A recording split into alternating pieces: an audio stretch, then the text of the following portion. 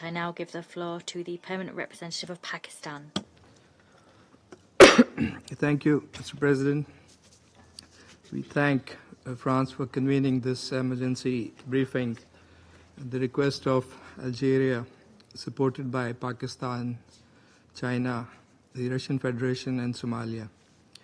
We also thank Mr. Volker Turk, UN High Commissioner for Human Rights, and Dr. Yunus Al-Khatib, President of the Palestine Red Crescent Society, for their sobering and very moving briefings. And I think they provide just a little glimpse of the dire situation faced by the Palestinians and all civilians on ground in the region. The Security Council has convened repeatedly to address the humanitarian catastrophe in the occupied Palestinian territories, particularly in Gaza. Yet, despite these discussions, the Council has failed to provide relief to the innocent Palestinians suffering from indiscriminate bombings, starvation, displacement, and collective punishment, all of which are blatant violations of international law and international humanitarian law. This grave humanitarian crisis reflects the Council's inaction, setting a dangerous precedent. The Palestinian people are left questioning whether this body will take meaningful steps or merely lament their suffering. Our failure not only undermines this institution, but also erodes the international order built on the UN Charter. The Council must assert its relevance by ensuring the implementation of its own decisions before it is rendered inconsequential. Gaza has descended into an abyss of suffering, an unprecedented man-made catastrophe where hospitals, schools, and shelters are attacked indiscriminately. Children and women perish under the rubble. Humanitarian workers, including the UN personnel, are targeted deliberately to cut off the lifeline of the affected populations. And journalists are targeted and silenced to prevent reporting of the atrocities being committed by the Israeli occupation forces. Nothing is spared, not even the historic cultural sites. It is total annihilation, a situation where fundamental principles of humanitarian law are being disregarded with impunity. Israel's blatant violation of the ceasefire agreement brokered by Egypt, Qatar, and the United States has unleashed a reckless wave of killings and devastation. Instead of heeding calls from this Council, the General Assembly, and the ICJ, Israel has expanded its bombardments and ground operations. Since breaking the ceasefire last month, over 1,100 Palestinians have been killed, adding to the more than 50,000 martyred between October 23 and January 25, including 17,000 children. This is not just warfare, it is the systematic destruction of a people.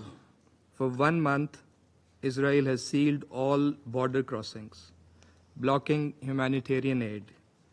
No food or medical supplies have entered Gaza. UNICEF warns that 1 million children are without basic necessities, while WFP warns of imminent famine. Starvation as a weapon of war is a war crime. The deliberate targeting of aid convoys and medical personnel further dismantles international humanitarian law. More than 400 humanitarian workers, including 284 UNRWA personnel, have been killed, the highest toll in modern history. Pakistan strongly condemns the attack on a medical and emergency convoy on 23rd March, which killed 15 humanitarian workers in Gaza. When UN staff and humanitarian workers are gunned down with impunity, we must ask, what remains of the global order we built from the ashes of the World War II? While Gaza burns, the West Bank witnesses its own Nakba.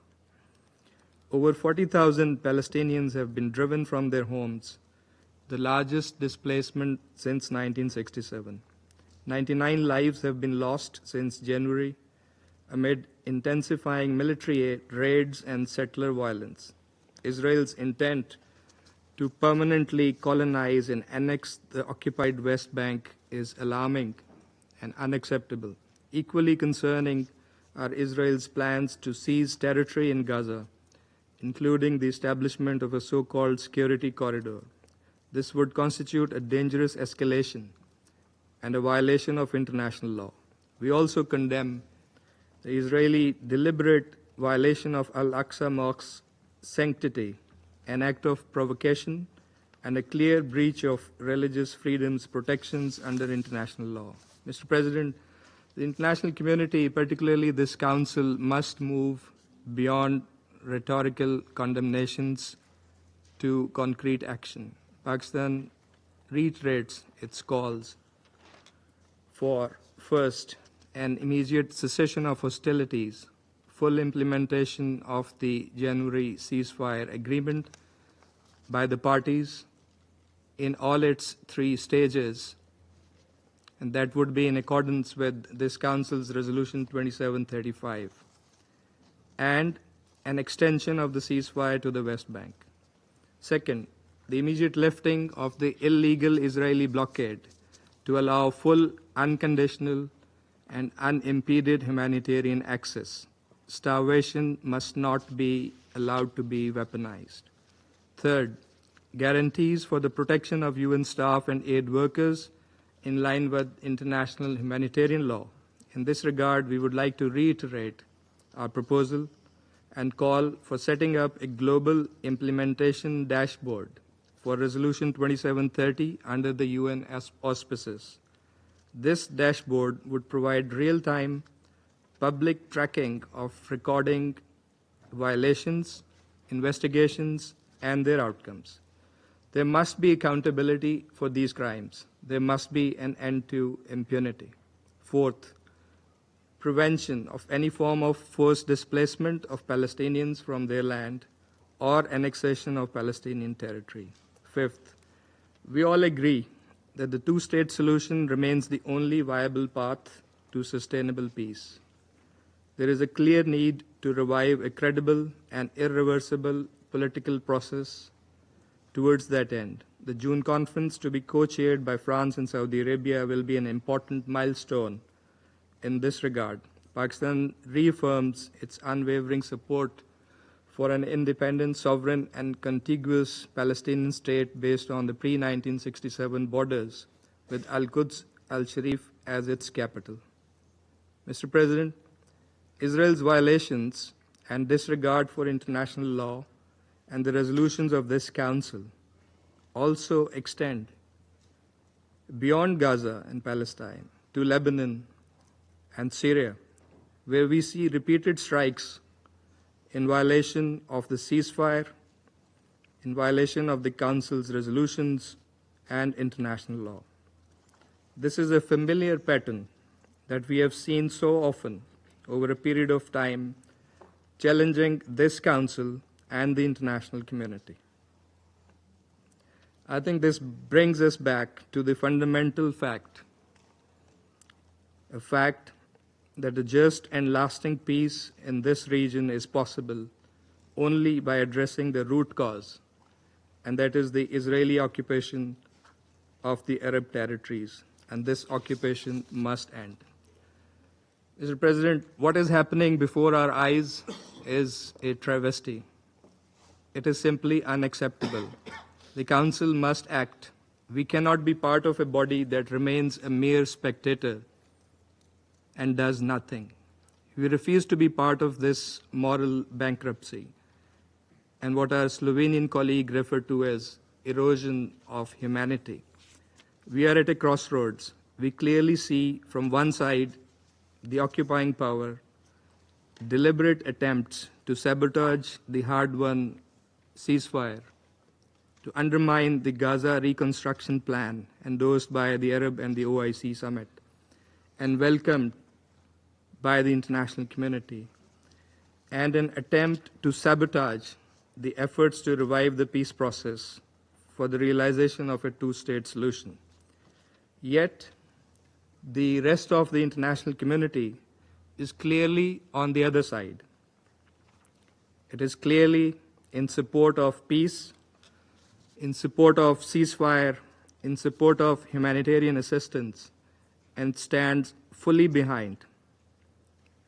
I think the international community, represented by all regions around the world, they stand fully behind the imperative of a peace process and the June conference. We believe that in doing so, the wider international community stands for international law, justice, and peace.